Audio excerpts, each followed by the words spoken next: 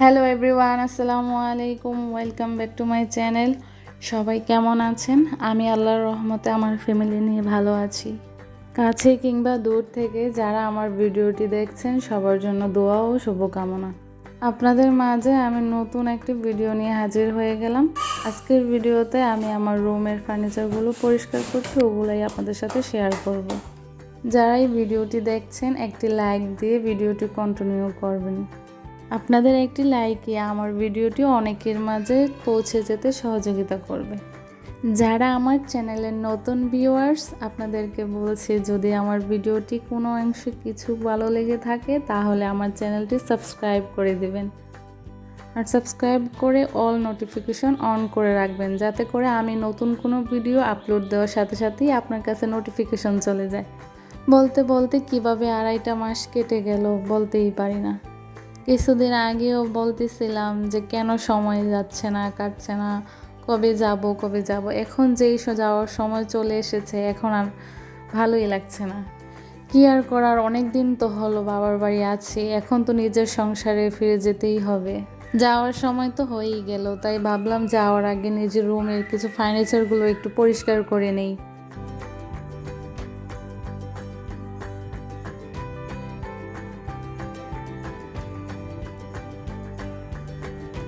আমরা এক ভাই এক বোন, তো আমাদের বেডরুম 4টা।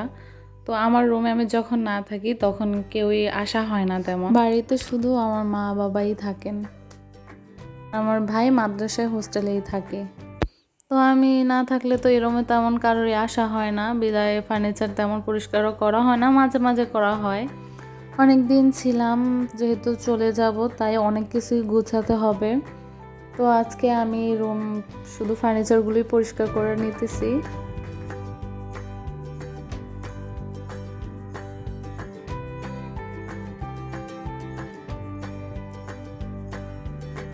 আজকের ভিডিওটি একটু লং হয়ে গিয়েছে। যারা ভিডিওটি এখনো দেখছেন তারা আবার মনে করে দিচ্ছে একটি লাইক দিয়ে দিবেন প্লিজ। আর যারা লাইক দিয়ে ভিডিওটি কন্টিনিউ করেছেন তাদেরকে জানাই অসংখ্য ধন্যবাদ।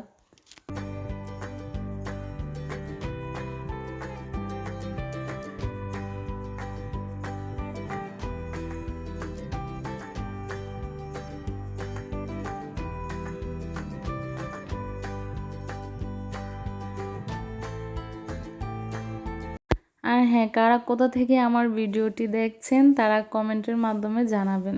আমি পরবর্তী ভিডিওতে আপনার কমেন্টগুলো পড়ার চেষ্টা করব।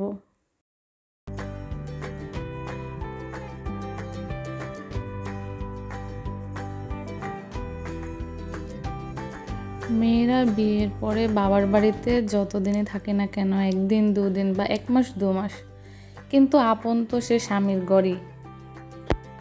বাবার বাড়িতে যতদিনই থাকি না কেন শুধু মেহমান হয়েই থাকতে হবে। স্বামীর ঘরকে আপন করে নিতে পারলেই নারীদের জীবন সুন্দর। যতই বাবার বাড়িতে আলাদা রুম থাকুক না কেন, বাবা মা যতদিন বেঁচে আছেন ততদিনই বাবার বাড়ি। তারপরেও আসলে সেটা বাবার বাড়ি, ভাইয়ের সংসার। প্রতিটা নারীরই তার সবচেয়ে আপন ঘরই হচ্ছে তার স্বামীর ঘর। তার স্বামী তাকে যেইখানে রাখবে, সেটা ছোট হোক বা বড় ঘর, যেরকমই হোক না কেন, সেটাই তার আপন ঠিকানা, সেটাই তার ঘর।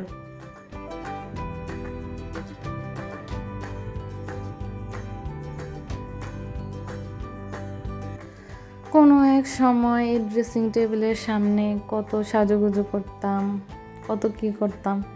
এখন তো ড্রেসিং টেবিলের সামনে আসাই হয় না বললেই চলে। নিজেকে কতভাবে দেখতাম, সেই দিনগুলো কিভাবে কেটে গেল।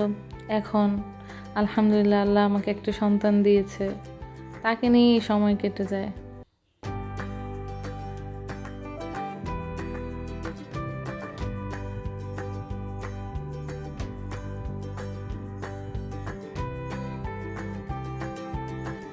আপনাদের সাথে কথা বলতে বলতে খাট, ওয়ার্ড্রব, ড্রেসিং টেবিল পরিষ্কার করে নিলাম।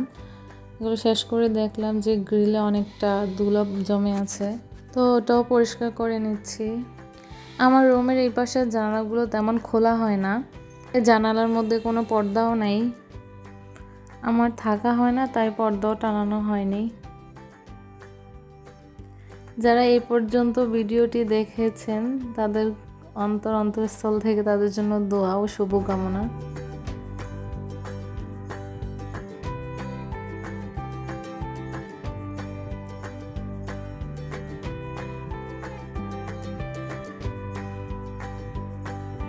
তো কোথাও যদি কোনো কথায় ভুলভ্রান্তি হয়ে থাকে তাহলে ক্ষমার দৃষ্টিতে দেখবেন, এবং ভিডিওটি ভালো লাগলে যারা এখনও লাইক দেননি অবশ্যই লাইক দিয়ে দিবেন।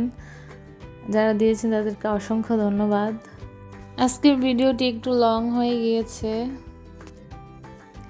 এই ছিল আমার বেডরুম ফার্নিচার ক্লিন করা।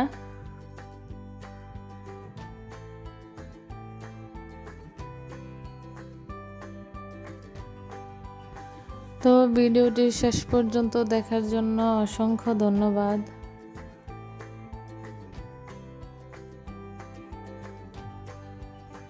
আবারও আপনাদের সাথে নতুন একটি ভিডিও নিয়ে হাজির হয়ে যাব। ততক্ষণে সবাই সুস্থ থাকবেন, ভালো থাকবেন এবং আমাদের জন্য দোয়া করবেন। আল্লাহ হাফেজ। আসসালামু আলাইকুম।